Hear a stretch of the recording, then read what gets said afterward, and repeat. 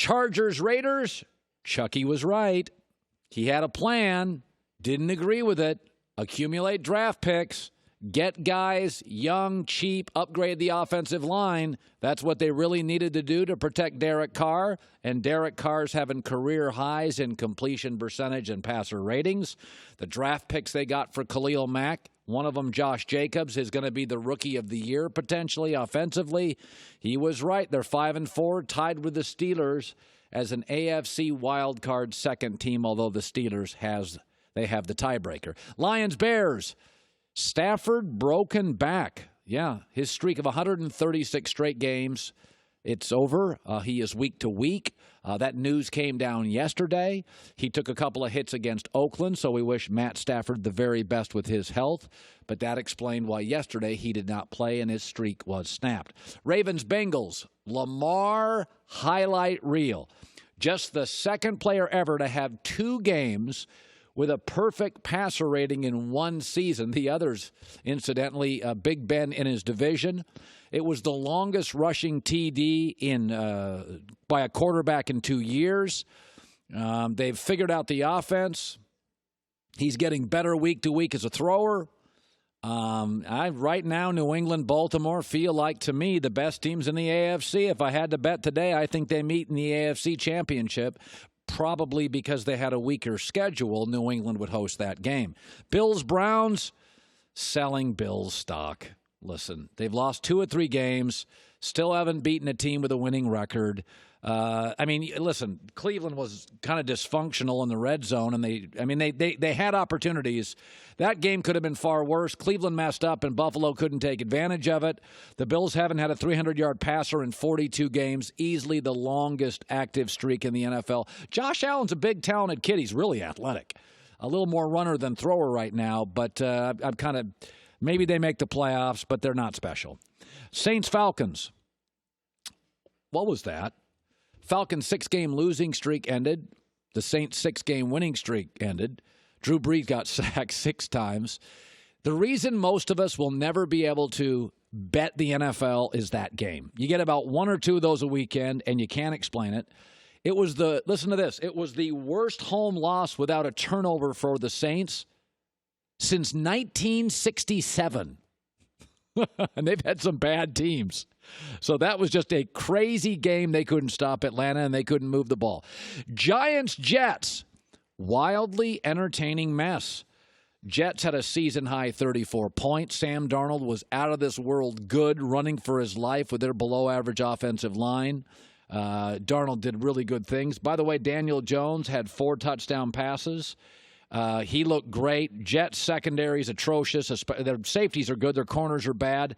I watched that flying back from Utah, and it was incredibly entertaining for 2 teams going nowhere. Cardinals, Bucks.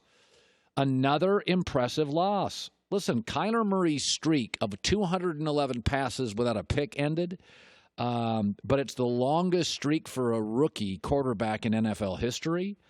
His last 3 games, he's been terrific with a bad offensive line. He's completing 62% of his throws, 5 touchdowns, a pick, a 99 passer rating. He got jobbed at the end of a game on a bad call. Arizona, to me, if I wake up this morning and I live in Phoenix, I'm like, I'm good. This is a tough out. This team's good. They're fun. I mean, this division's brutal, but Arizona's good. And Kyler Murray, you got your right guy. Chiefs, Titans. Mahomes, great, but he threw for 450 yards, second most of his career. But they've lost in his 2 highest passing yard games.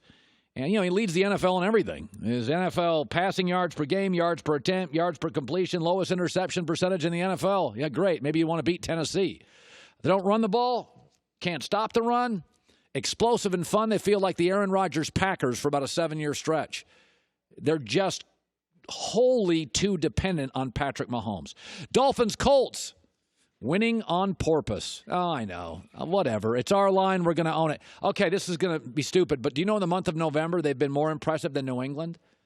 They're averaging more points, better third down percentage, better point differential, and 2 wins to none. And I'll say this, that team plays hard. They've had a lead in their last 4 games, and the fewest penalty yards in the NFL. Very New England. very well coached, but they're tanking and they'll get more players. I really like Brian Flores.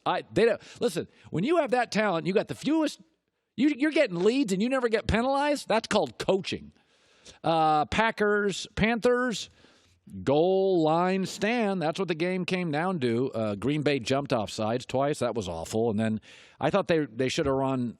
I mean, it came down to this play, which was, it just kind of felt like when the play was over, they weren't going to give it to him. Although I think you could make an argument if that game was in Carolina and you weren't all freezing, you could have given it to him.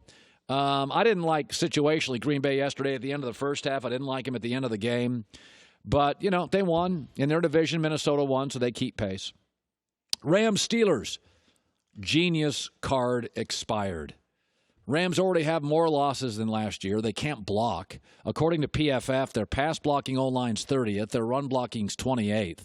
Listen, you can blame Jared Goff. I mean, go ahead. You can blame Jared Goff for everything. Goff is not Deshaun Watson. He's not Sam Darnold. He's not a guy that's going to run around like Kyler Murray and make plays. So, we've seen him be very good when he has a running game. But this organization, McVay yesterday, it just goes to show you, and Trent Dilfer said this earlier, and Jeff Schwartz said this earlier, Kyle Shanahan is beating you a million different ways. It feels like the Rams have a formula, and if the formula's not working, like they're just not a good team. And they got to figure out ways to give Jared Goff more time because they've got some really good skill people. Vikings-Cowboys. Pay Dak now. Listen, he was great last night against a really good Minnesota team. Dak didn't have any running game. He didn't have a lot of time to throw sometimes. He's just mixed it up. 21 completions were to wide receivers. Conversely, Kirk Cousins, 6 of his catches were by wide receivers. I think Dak's accurate. He's not a naturally beautiful thrower. It takes a lot of work. It's funny how in games when I watch him, it usually takes him about 12 to 15 throws, and then he kind of gets into a rhythm like a basketball player. But, boy, at the end of that game, Dak was really accurate and really good. And, we got to get over this thing. Dak may have been drafted in the 4th round. Brady was drafted in the 6th. Russell Wilson in the 3rd. This is not Zeke's team. Stop it. It's Dak's team. This is Dak Prescott's team. I do think they're better when Tyron Smith, left tackle's healthy, too. Let's make sure we acknowledge that. Seahawks-Niners tonight. NFC West crown. Both teams 2-0 in division. San Francisco's top 6 in everything. Russell Wilson, who is my MVP this morning, 22 touchdowns, 1 pick, 118 passer rating, league best in all categories, and they've had to kind of carry him. I mean, it's not a great offensive line like Dak has, or Lamar Jackson's got a better offensive line. It's not a great offensive line. His wide receiving weapons are not as good as a lot of other young quarterbacks in this league, like Patrick Mahomes, Deshaun Watson. And San Francisco is really, really good. They're at home. They're getting both their tackles back. Hi, everybody. Thanks for watching. Subscribe here to get the latest from the show. Also, be sure to check out more of the best clips from The Herd or go watch a few segments from other shows on FS1.